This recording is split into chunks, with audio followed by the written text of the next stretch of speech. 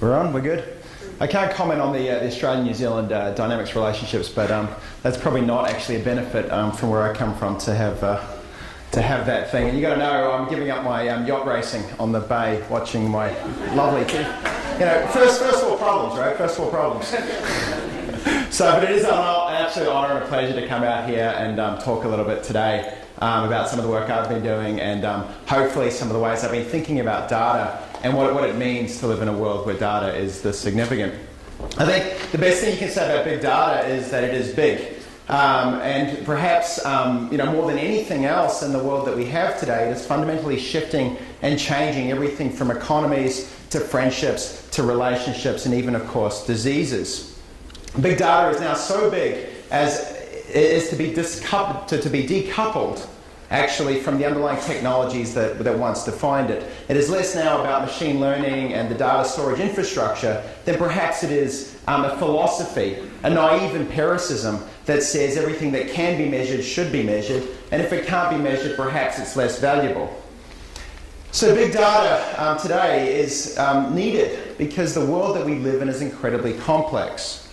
We need it today to actually navigate through this world, and we end up giving algorithms massive control and influence on our lives. They choose the friends for us. They choose the information we see about those friends. If you use Google Maps to come here today, it even guided your world, your physical world as you move from point A to point B. Your music, and now even potentially the diseases that you may or may not have. Algorithms are increasingly deciding your life. And this is a significant thing because we need to step back and say, well, what should we let data decide? Where should we draw that line? What should we try and solve and what should we not try and solve? And this is exactly the question that was asked by David Brooks. And for those of you that read the op-ed back at the start of the year, I think it's kind of interestingly titled "What Big Data Can't Do," because it was sort of every headline that came out was "Big Data Does X." But it was he laid out four things that he thought big data really struggled with. And the first of these, he said, big data struggles with the nuance of human interaction. Sure, it can tell you that you emailed someone or that you're a friend on Facebook, but it's very hard to capture a sense of love between a father and his son. So big data struggles with that kind of nuance of human interaction. The second thing is that big data tends to lean on the crutch of correlation at the expense of causation. And as we get more and more data, the haystack gets bigger and bigger, and it's harder and harder to find that true causal relationship beneath all of that. The third piece, I think, that he outlines very significant is that big data holds up as objective, a reality that was measured, and it sort of brushes to the side the dynamics of the value judgments that were made on the measurements and the underlying assumptions that were made in the model that was there. It holds up the number and says, believe me. And these are all quite big problems and big challenges, but perhaps the biggest one is that big data has trouble solving big problems.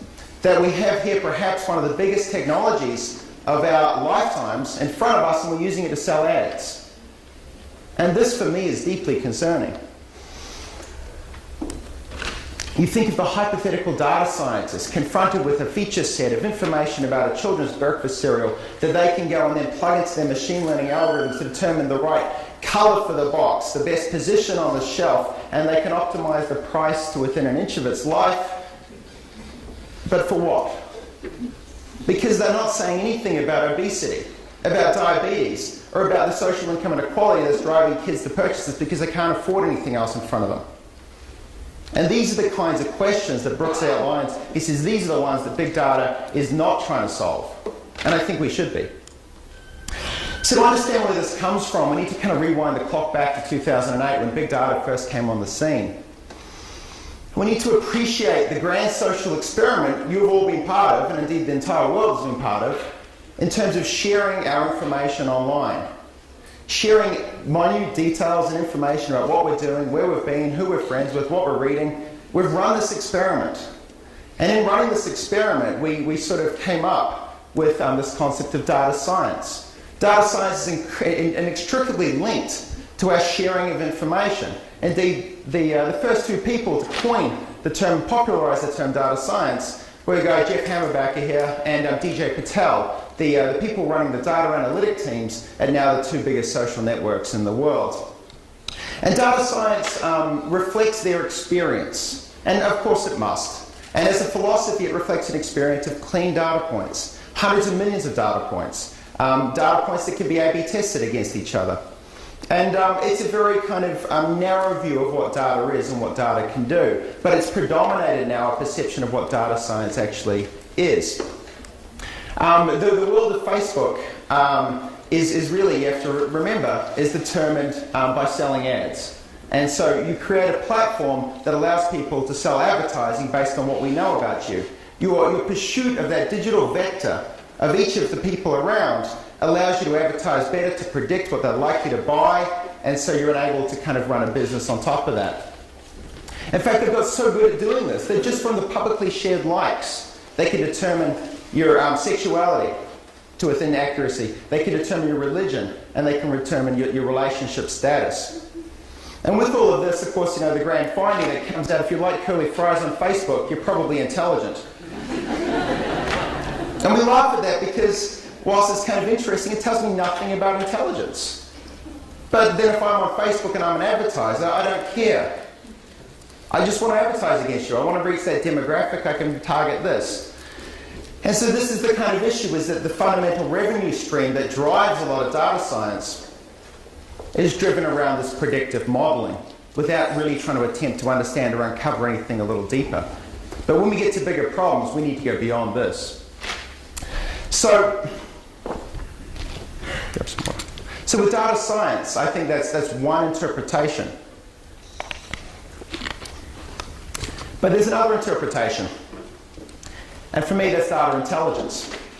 And this is a world that's at the sort of the opposite spectrum of data science. And it embraces some of this more nuanced, messy, human nature of that world.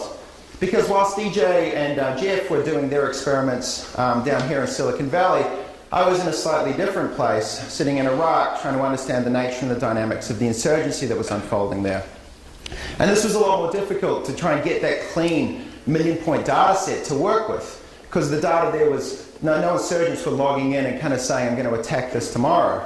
It was a very, very chaotic and unpredictable place, but most definitely data had a place at the table. It just so happens it didn't look like the data we were used to working with. So we ended up building, of course, because you can tell because of the accent, I'm not going to get access to the classified intel that came out of the Pentagon. So we had to build our own system of open source data collection. And we ended up building this from hundreds of different data sources that came through so that we could train natural language processing engines to recognize the event of an attack or a bomb occurring in downtown Baghdad. And we got pretty good at this. We didn't know how good we got at this until Julian Assange released the significant events database out of Iraq. And we were able to compare the open data that we got from 3 people sitting on a laptop in Oxford with what the US military had for their entire data, the whole entire data situation. And we did pretty well. We ended up with 80% of the data that they had. And that's pretty good, but it gets better when you consider that they only had 70% of the data that we had. And this is something to internalize. You got to think, well, geez, is it that big a deal that you release this information because it was already out there? That's another question. But the bigger one, I think, is even on the information landscape of, circa 2006, you could set up laptops with minimal funding in an academic environment and pull more data than the entire US military had about significant events happening in Iraq. And you can better believe the world of data today is much, much different. And indeed, this number would probably swing back. Now, the US military is slowly realizing this, and they're slowly kind of getting their heads around it, and that's got other implications around data and privacy, but we'll leave that to one side for today as well. But open source intelligence has roughly got 15% improvement on one of the best data collection efforts that the world has seen. And when we did that, what we found, of course, there were striking statistical patterns within this. The chaotic nature of conflict was not as chaotic as perhaps it had been presupposed. We're looking here at one of those signatures for Iraq, looking at the frequency size distribution of attacks. And what's really striking about this is the preciseness of this mathematical fit to the first order approximation of power law distribution with an exponent of alpha of 2.31. This is actually repeated again across different conflicts: Afghanistan, Sierra Leone, Colombia, all sorts of different places that were traditionally defined by political and geographic differences. actually when people get together to decide to kill each other, the statistical patterns look remarkably similar. You know, that's one thing to kind of internalize, and it certainly kind of cuts across some of the narratives that we have as we march into war about politics and religion driving it. People, it turns out, are much more predictable when they do decide to kill. But as soon as you find this, the first thing that anyone says is, wow, that's amazing, great, can you predict when the next attack is going to happen? And of course, you don't get a statistical pattern like this without having some predictive capabilities. And you can sit down and say, yeah, I can predict that 3 people are going to die in Baghdad on this next week. But why would I want to sit down and predict that 3 kids are going to die tomorrow without trying to change that? And it seems very perverse that we sit in a society where we're obsessed with prediction and we don't really try and sit back and say, well, how do I change it? Because you know what, I'm not necessarily happy with the world that sits in front of me. Now that's tough because with all the predictive models that we have, they don't deal with change. They don't deal with change because if the world's going to look different in the future, my inductive techniques that got me there to the prediction are going to be useless. We have to go a step deeper.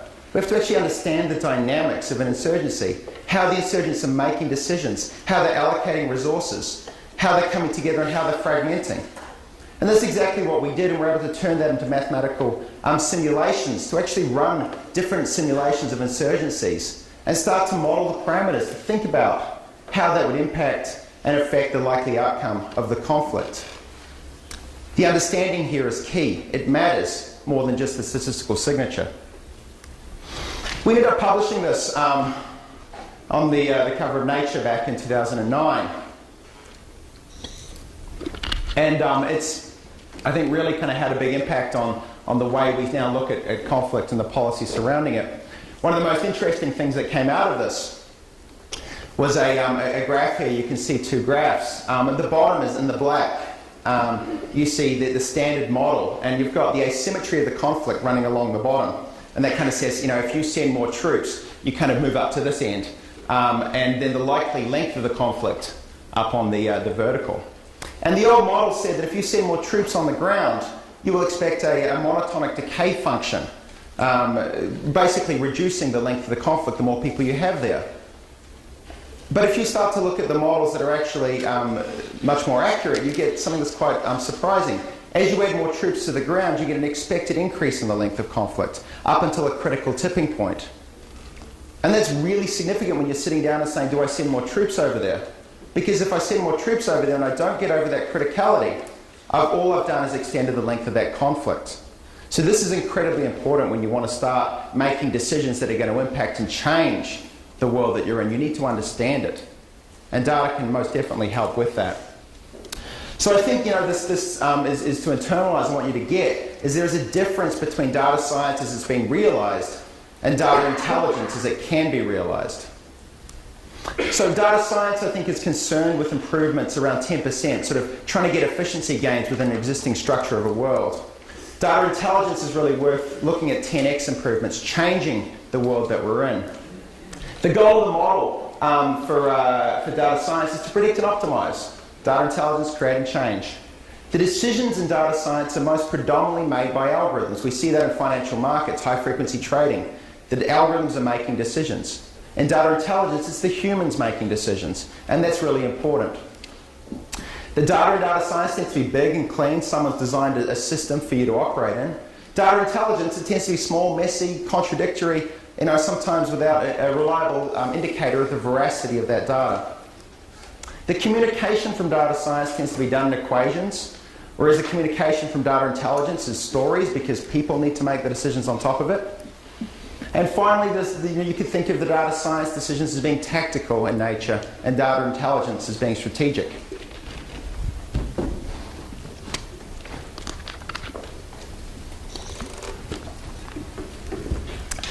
So, of course, data intelligence, it's not new. People have been using data for a long time to make these kinds of decisions. It just so happens that the toolkit they've had in front of them has been kind of not necessarily designed for the problem at hand. Most people, when confronted with these kinds of things, will chuck in a Google search, throw it into Excel, maybe run a little PowerPoint, and you come up with a decision at the end of that. And that powers the entire consulting industry in the world today, so maybe they've done it right. But it certainly hasn't been designed with this thing in front of them. Indeed, Google's main, proposition again is to sell you digital cameras. So perhaps we can do a little better than that. And that's exactly what I set out to do coming out here to Silicon Valley about 4 years ago and starting the company Quid.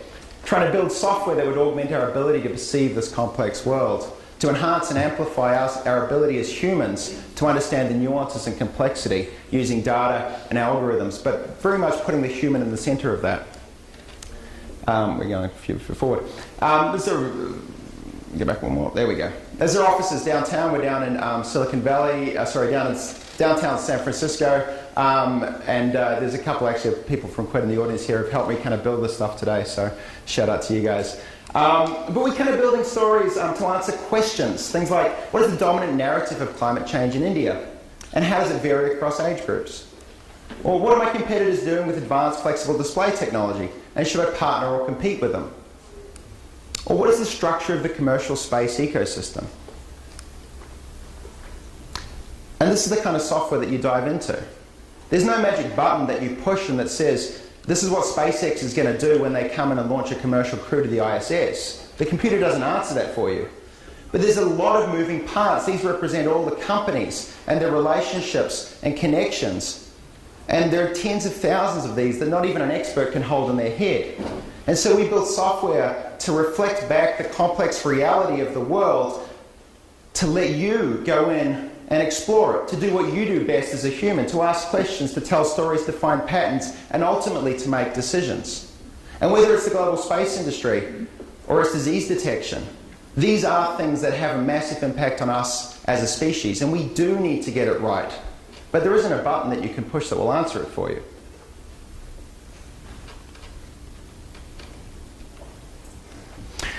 So my time, I guess it's been about 15 years now working with data.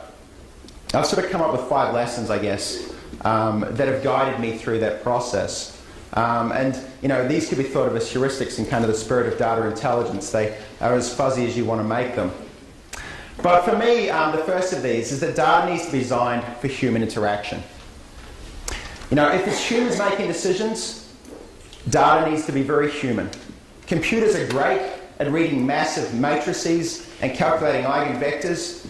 Humans, for the most part, some people notwithstanding, are not very good at that. So we need to design data to let them explore and create a human-centered user interface that embraces the nature and the complexity of the world. The second thing we need to do is, because we're designing for humans, we need to understand the limits of the human brain. The human brain, there we go. Human brain has fundamental limitations. We like to think of it as kind of infinite, but the reality is it's actually very, very finite. And one of the fundamental constraints that it has is it can't make a decision faster than 650 milliseconds. And that may seem inconsequential, but it opens up the whole world of financial high-frequency trading. This whole world of algorithms making trades and decisions beyond the reach of human thought processing. And this is something to kind of think about, because where the human brain ends, data picks up, and it will continue to pick up. And so we need to think about the limits of human. This is a kind of a graph of the information processing time and where the human mindset ends and the algorithmic world takes over. It's kind of nice to see that, but one of the things to realize is that the line's sort of slowly moving that way as the algorithms get smarter. Data is messy, it's incomplete, and it's biased. And so, what does that mean? The first thing it means is that you need to appreciate that. So I always say to people when they're dealing with data, I say, go and spend an hour processing a few rows of that information yourself. If you've got an output from a model and you haven't seen the data, and you haven't spent time with it, and you haven't figured out how it was measured, you need to go and do that. And if you haven't, you end up, perhaps in a world where there's trouble. There's also something to think about. There's messy information. This is a handwritten note from an Al-Qaeda operative. It sort of struggles with optical character recognition, as you can imagine. This is not well-structured, well-collected information, but it sure as hell is valuable. So how do you integrate that data into your thought processing? We need to go back and get our hands on the original information. Because if we put too much faith in models, we end up like we did in the global financial crisis, of saying, well, don't worry, it's AAA rated. And if you actually spent time looking at the signatures and going into the backstories of the people that were taking out the mortgages and understanding what was going on there, would you be so confident with what was in front of you? Deal with it. Data needs a theory. Chris Anderson said theory is dead. Bullshit. Data needs a theory. You need a theory because if you want to go on to change the way the world is, you can't rely on inductive modeling. And I need to kind of round this home. It seems very strange as a physicist to say this, because of course where I come from, if you just have a statistical model, it's not a paper. You know, it's a nice footnote. The future will look like the past, right? That's where this thing works. You want to step into a world where it doesn't, you can't use inductive models. We need to build models to actually fundamentally understand. And finally, data needs stories. But stories also need data. We need to tell stories because it's something that's uniquely human. And when decisions are being made by humans, we need to feel a connection and engagement with that. We need to understand it. We need to take that huge amount of multidimensional complexity and get it into our own little heads. And stories are fundamentally a very good way of doing this. Because whilst I could show you an equation that described the dynamics of an insurgency, the fractal structuring and the breaking up and regrowth of that, it'd be much better to tell you the myth of the Hydra, the multi-headed beast that I could cut its head off only for 2 more to grow in front of me. And this story, in fact, has been so successful, it's existed for thousands of years, because it's something that we can get. Stories encode complex information, and they also give you a sense of the fuzziness that's there.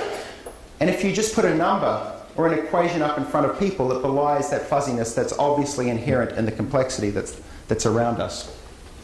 So I believe big data can solve big problems. Indeed, it must solve big problems. But it's not going to solve them in the way that we've imagined it with a narrow view of data science driven by advertising and social networking. It's going to come from data intelligence, and it's going to have humans that are part of it. And we need to understand this interface. And we need to understand that, and we need to design for it. I want to leave you with this concept of augmented intelligence. This is what I call when you combine the best of humans with the best of machines. We have a highly dimensional world, and we can use mathematics to reduce that dimensionality and simplify it. And we've got a kind of a finite capacity of our brain, and we can use software to enhance and amplify that. And somewhere in the middle, we've got augmented intelligence. And I believe it's one of the few things that we as a society have actually got to solve the problems that are a little more difficult than can I target an intelligent user on Facebook. We need to build better centaurs. And this is important. This man-machine hybrid is what we need, because some decisions just simply should not be made by computers. Thank you.